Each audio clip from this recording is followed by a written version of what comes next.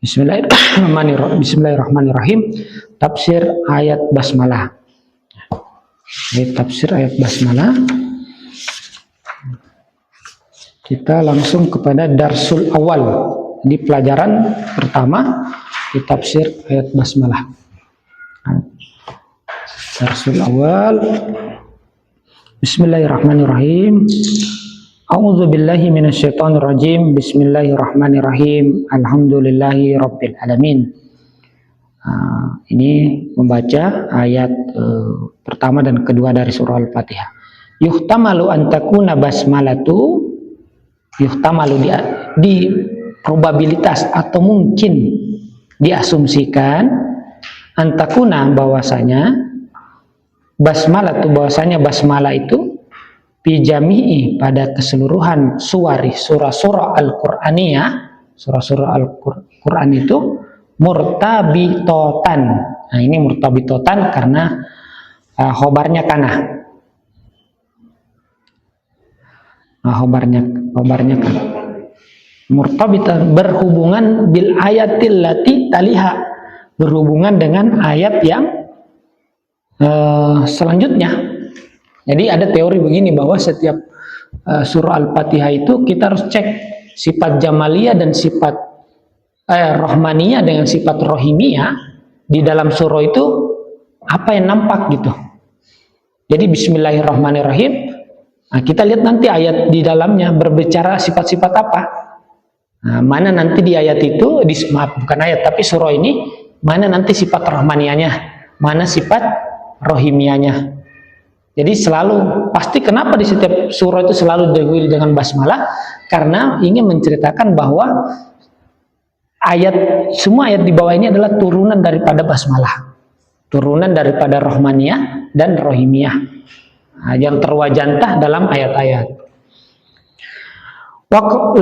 Walaqad qila, telah dikatakan inna basmalata, sesungguhnya basmalah itu muta'alliqatun. Ya, sesungguhnya basmalah itu berhubungan. Muta'alliq kan ada namanya, kalau dalam pembahasan nahwu ada namanya setiap huruf jar dengan misalnya kita bilang Zaidun fil baiti. Zaidun fil baiti, sebenarnya khobarnya di situ bukan fil baiti. Khobarnya kan di situ mahzuf. Jadi fil baiti ini disebut dengan muta'alliq. Sedangkan muta'allaqnya terhapus. Kan selalu begitu, kalau bismillah itu muta'alliq. Ada yang terhapus sebenarnya. Katanya, kan dia bilang begitu. Kan itu pendapat, salah satu pendapat. Bi muqaddarin wahidin. Ada sesuatu yang tersembunyi. Diperkirakan. Karena begitu aturan dalam grammarnya. Walakinna, akan tetapi al-aqrab, tapi menurut penulis bahwasanya yang paling dekat itu huwa anna kulla basmalatin murtabitatun bi nafsis surah. Tapi menurutnya bahwa setiap basmalah itu berhubungan dengan surah yang setelahnya. Allati, yang mana al-Fatihah basmalah ini tabtatihuha, yang membuka daripada surah itu. Pamasalan fil hamdi, sebagai contoh dalam alhamdu, murtabitatu basmalata bima ba'daha, berhubungan dengan basmalah yang setelahnya. Fa bismillahi tabaraka wa ta'ala yakunu alhamdulillahi, bahwasanya dengan nama Allah Subhanahu wa taala itu menjadi alhamdu baginya. Fal ismu, sekarang mengenai makna isim. Nanti belakangan ini baru dalam. Ini masih kajian bahasanya. Al ismu alamah, sedangkan isim itu adalah tanda. Isim atau nama itu kan sebuah tanda. Ini jenis-jenisnya. Wa huwa li ta'rif, bahwasanya isimnya itu sebagai apa? Li ta'rif, untuk mengenalkan. Yudo li kulli syahsin, nama itu dibuat untuk setiap orang au likulli syai'in, atau setiap segala sesuatu, ismun. Jadi ada nama yang dibuat untuk setiap orang dan setiap segala sesuatu, bikai yakuna alamatan wa mu'arrifan lahu, agar dia menjadi sebuah tanda atau menjadi pengenal baginya. Jadi Joko Widodo ya adalah nama untuk menandai sosok mantan presiden yang ke-7, Prabowo Subianto, presiden yang ke-8. Pak indama yukol, ketika kita mengatakan Zaidun atau Joko Widodo, yu'arriful insana, itu sebenarnya mendefinisikan manusia, man huwal maksud bidzalika, siapa yang dia maksud dengan hal tersebut gitu.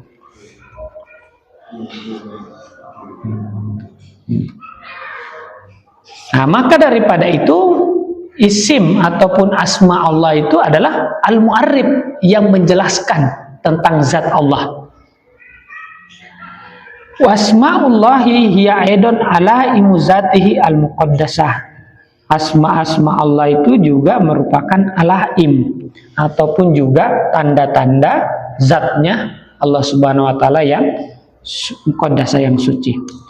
Wa asmaul haqqi ta'ala hiya allati yumkinu lil insani ta'arrufu ala satihil muqaddasati min khilaliha. Bahwasanya asma-asma hak al-haq Allah Subhanahu wa taala itu adalah yumkinu, memungkinkan, lil insani, bagi manusia apa? At-ta'arrufu. At-ta'arrufu fa'il daripada yumkinu, memungkinkan bagi manusia untuk mengenal ala zatihi, atas zatnya Allah Subhanahu wa taala, al-muqaddasah, yang disucikan, min hilaliha, melalui asma-asma.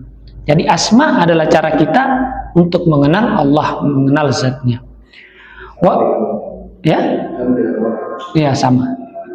Walau bisuratin nakisah, walaupun ya tentu itu dalam bentuk yang tidak sempurna, atau gambaran yang tidak lengkap, yang kurang.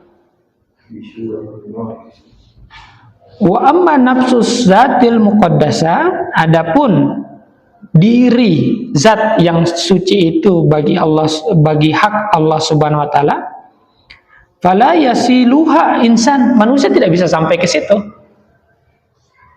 Adapun zat yang suci milik Allah Subhanahu wa taala, ya Allah Subhanahu wa taala itu, fala yasiluha insanun, tidak bisa manusia sampai, hatta khatamil anbiya, bahkan penutup para nabi tidak bisa sampai kepada zat. Yang bisa sampai perjalanan itu hanya sampai kepada sifat ataupun asma. Wahwa ini artinya dan sedangkan, wahnya sedangkan, huwa yaitu Nabi Muhammad, a'lamu wa asyrafu, nabi, sedangkan Nabi Muhammad itu adalah paling berpengetahuan, paling mulianya nabi. Nabi Adam, maksudnya nabi dari Adam, nabi manusia gitu. Bahwa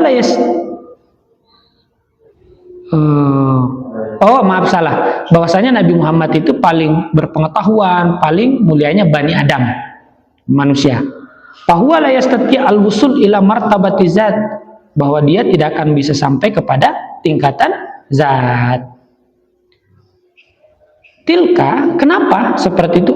La ya'rifuha siwa zatihi al-muqaddas, karena tidak ada yang bisa mengenal zat kecuali zat itu sendiri. Ya jelas ya, yang mengenal tidak bisa mengenal dirinya. Kan subjek hanya bisa mengetahui objek, sedangkan subjek tidak bisa mengenal dirinya karena dialah subjek.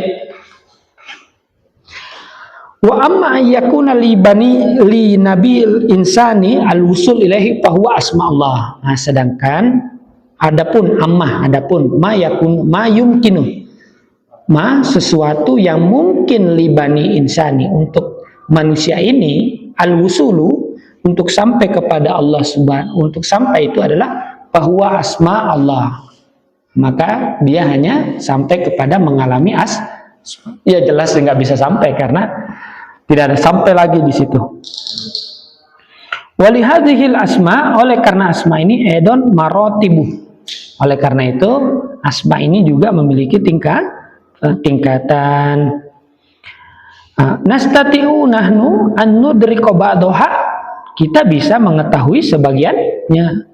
Bima yanhasidru idraku ba'dil akhir, sebagaimana yanhasir terkhususkan, idrakul ba'dil akhir terkhususkan pengetahuan sebagian yang lain asma-asma itu bi auliyaillah, hanya terkhusus kepada aulia Allah, Nabiil Akram, Nabi Muhammad, dan ulaikal muallimina bitta'limihi, dan mereka-mereka itulah yang menjadi muallim, menjadi guru untuk mengajarkan asma-asma Allah.